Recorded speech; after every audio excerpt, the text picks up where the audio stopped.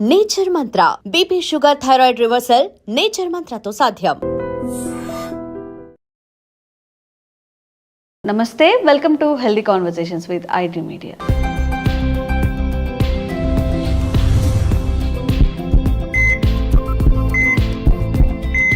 నేను మీ ఛాన్సీ. సో ఈరోజు మనతో ఉన్నారు వంటింటి చిట్కాలకు కేర్ ఆఫ్ అడ్రస్ అయిన చిట్టిపొట్ల మధుసూదన్ శర్మ గారు, ఎండి ఇన్ ఆయుర్వేద. మరి కంటి సమస్యల గురించి మనం మాట్లాడుకున్నట్లయితే ఇప్పుడు చాలా చిన్న ఏజ్లోనే ఐసైట్స్ వస్తున్నాయి. మరి దీనికి గల కారణం ఏంటి, తీసుకోవాల్సిన జాగ్రత్తలు మాట్లాడేద్దాము. నమస్తే సార్. సో చిన్నపిల్లలు కూడా స్పెట్స్ పెట్టుకొని కనిపించడం, లేకపోతే వాళ్ళకి టీవీ చూస్తున్నప్పుడు కనిపించకపోవడం, రాస్తున్నప్పుడు కనిపించకపోవడం, పెద్దవాళ్ళల్లో అంటే చిన్నపిల్లల నుంచి మాట్లాడుకుంటున్నట్లయితే అట్ ద ఏజ్ ఆఫ్ 3, 4, 5 కూడా ఇప్పుడు కొంచెం కంటి సమస్యలు వచ్చే అవకాశం ఉంటుంది. సో ఇవి జెంటికల్గా వస్తాయా, లేకపోతే ఏమైనా ఫుడ్ చేంజెస్తో మనం సెట్ చేసుకోవచ్చా, ఎలా చేయొచ్చు అంటారు? సో శరీరంలో మిగతా అవయవాలతో పాటు వచ్చేటువంటి జబ్బుల్లో కూడా కంటికి కూడా జబ్బులు వస్తుంటాయమ్మా. కానీ సర్వేంద్రియం నయనం ప్రధానం. అవును. సో అన్ని అవయవాల కంటే కూడా నయనం అంటే కన్ను చాలా ప్రధానమైందని చెప్పేసి పూర్వకాలం ఆనాడే మన పెద్దలు చెప్పడం జరిగిందమ్మా. సో కంటిని జాగ్రత్తగా కాపాడుకుంటున్నారని చెప్పేసి కళ్ళు బాగుంటేనే సమస్తమైన ప్రపంచాన్ని కూడా మనం చూడగలము. సో దేహధర్మాల రీత్యా, వయోధర్మాల రీత్యా సర్వసాధారణంగా ఒక వయస్సు వచ్చిన తర్వాత కంటికి సంబంధించినటువంటి సమస్యలు అంటే ఇప్పుడు ఏదో మోకాళ్ళ నొప్పులు వచ్చినట్లు, తర్వాత చెవులకు సంబంధించినటువంటి సమస్యలు, చెవుకు సంబంధించినట్టు వచ్చినట్లు, అదేవిధంగా మతిమరుకు సంబంధించినట్టు ఇలాంటి సమస్యలు వచ్చినట్లు కూడా కంటికి కూడా సమస్యలు రావడం అత్యంత సర్వసాధారణమా.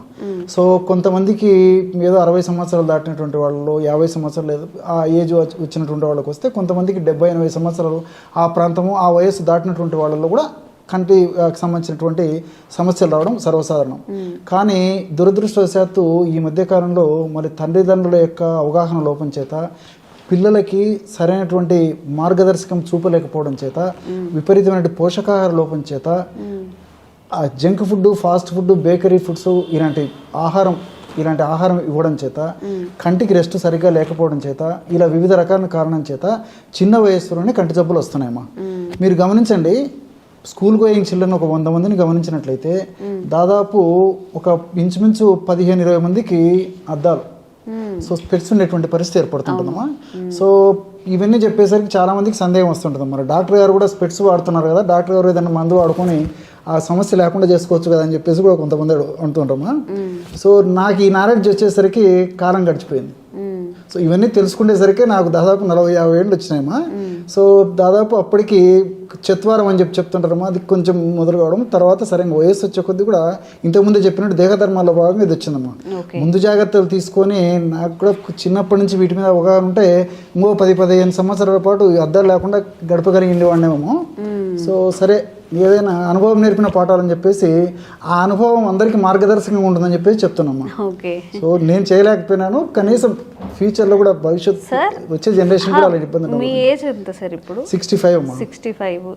నార్మల్గా మీకు ఎప్పుడు వచ్చింది స్పెట్స్? నాకు దాదాపు ఒక 10 ఇయర్స్ అయిందమ్మా. అంటే 55 నుంచి కొద్దిగా మొదలైంది. 55 అంటే మీరు చాలా అంటే కొంచెం పెద్ద ఏజ్ కదా. చిన్నప్పుడు అంటే 20-30 కన్నా 55 అనేది పర్వాలేదు, మీరు జాగ్రత్త తీసుకున్నట్టే.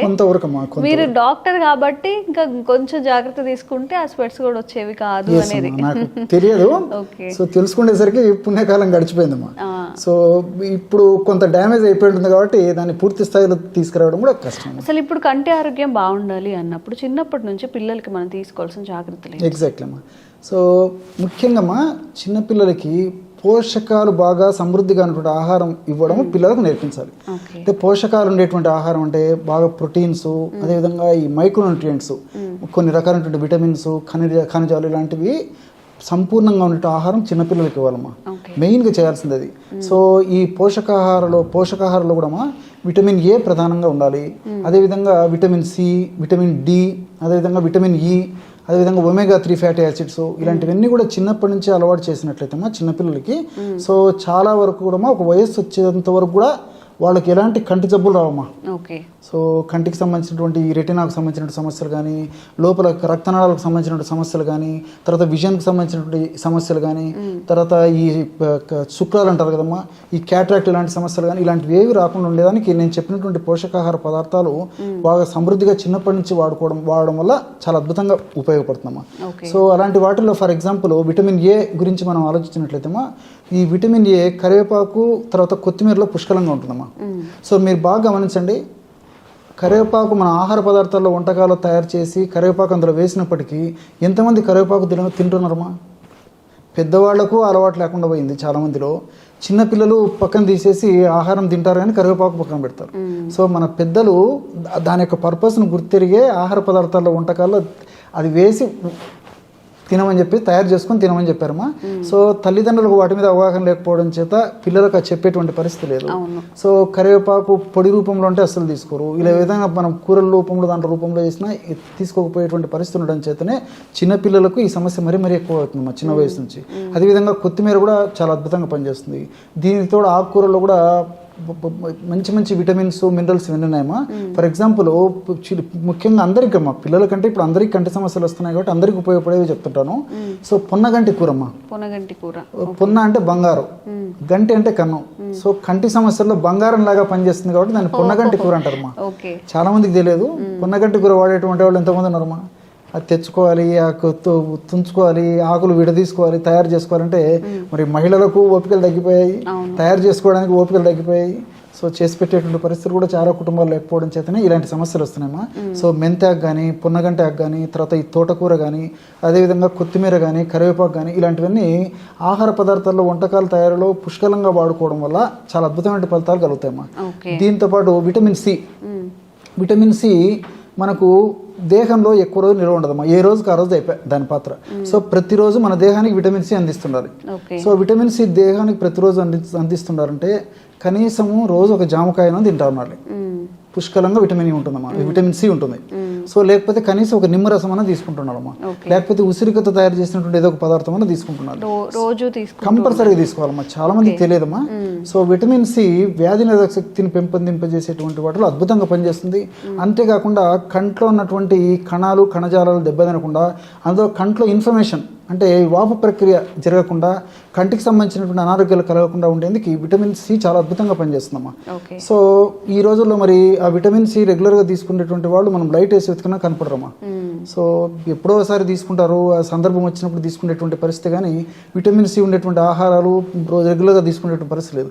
సో నేను చెప్పినట్టు కనీసం జామకాయ కానీ, లేకపోతే కొన్ని సిట్రస్ ఫ్రూట్స్ కానీ, లేకపోతే నేను చెప్పినట్లు ఈ ఉసిరిక కానీ ఏదో ఒక రూపంలో ఈ ఉసిరిక తీసుకోవడం మంచిదమ్మా.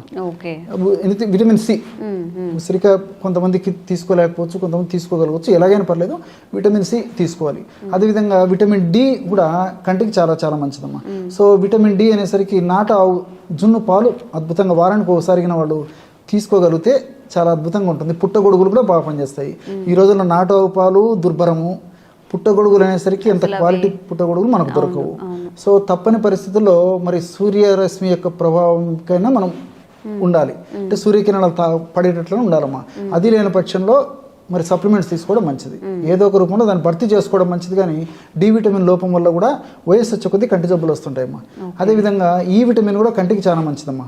సో ఈ పిగ్మెంట్ లోపల కణాలు దెబ్బతినకుండా ఉండేందుకు, అదేవిధంగా రెటినా దెబ్బతినకుండా ఉండేందుకు, అదేవిధంగా రాడ్స్ అండ్ కోన్స్ అని చెప్పేసి ఉంటాయమ్మా మనకు దృష్టిని కలుగజేసేందుకు ఉపయోగపడేటువంటివన్నీ.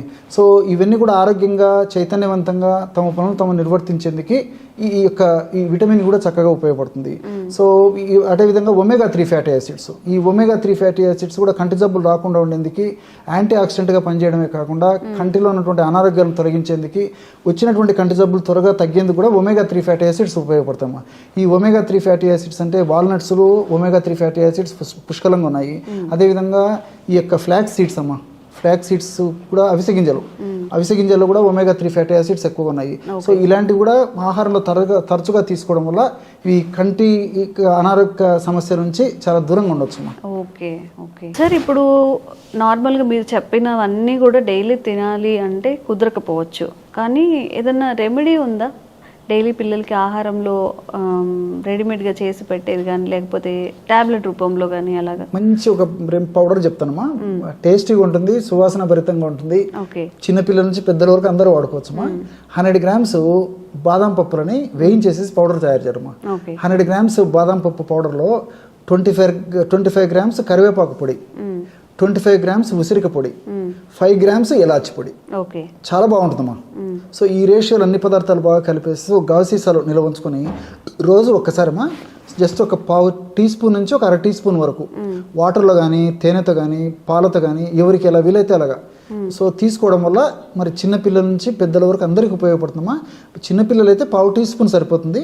15 సంవత్సరాలు 20 సంవత్సరాలు దాటినటువంటి వాళ్ళైతే రెగ్యులర్గా 1/2 టీ స్పూన్ వాళ్ళ డైలీ యాక్టివిటీస్లో రోజు తీసుకునే ఆహార పదార్థాల్లో రోజు తీసుకునే ఆహార భాగంలో దినచర్యలో భాగంగా రోజు దీన్ని తీసుకోవడం వల్ల కంటి జబ్బుల నుంచి చాలా సులువుగా బయటపడవచ్చు. అవి రాకుండా కూడా కంట్రోల్ చేసుకోవచ్చు. Okay, thank you so much. And for more videos, Please subscribe to iDream. Please subscribe to iDream. Please subscribe iDream. And please subscribe to iDream. For more videos, subscribe to iDream. please like, share and subscribe to the channel. Congratulations, iDream. Subscribe to iDream. Subscribe to iDream. So subscribe to iDream Media. iDream ki iDream team andarki huge congratulations. Please subscribe iDream Media. Please subscribe to iDream. Subscribe iDream. Please subscribe to iDream. iDream అంటే నా కళల channel subscribe చేసుకున్నారు, నోరు తిరుగుతలేదు, మీరైతే గంట గుర్తు కొట్టండి. For more such videos, please subscribe to iDream. Subscribe to iDream. Please subscribe to iDream. Please subscribe iDream Media. Please do subscribe to iDream. Please subscribe to iDream Media. For best entertainment and information, please subscribe iDream. And don't forget to subscribe to iDream.